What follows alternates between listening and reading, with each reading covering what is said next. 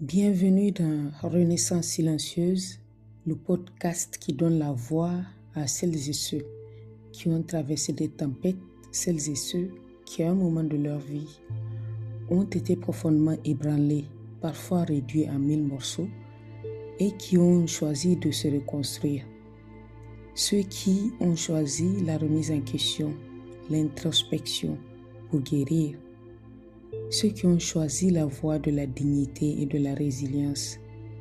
Ceux qui ont embrassé la spiritualité, le silence et parfois même l'isolement pour renaître comme des phénix.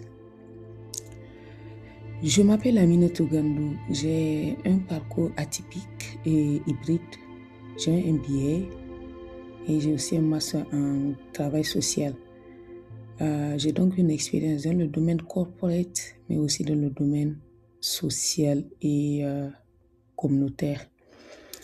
Je suis également analyste de données et j'aime utiliser les données pour comprendre les interactions humaines et pour raconter les vécus.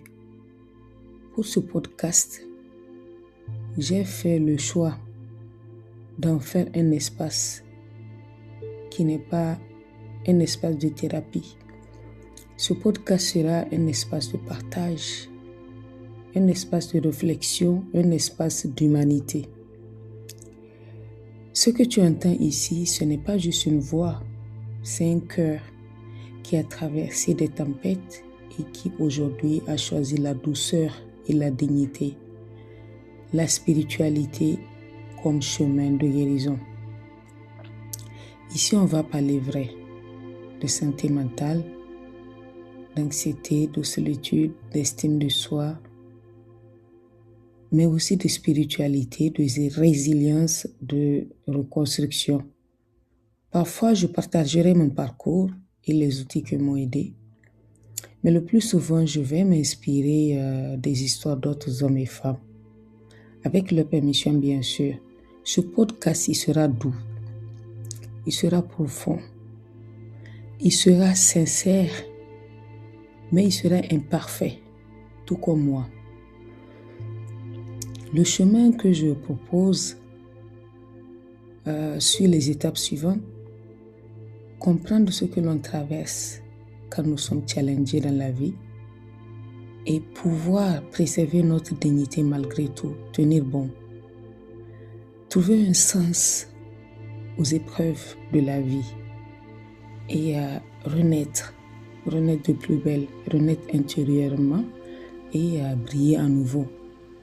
Ici, je vais beaucoup te parler de spiritualité, de guérison de l'âme et de ce combat discret que nous menons tous contre cet ennemi invisible, notre ego.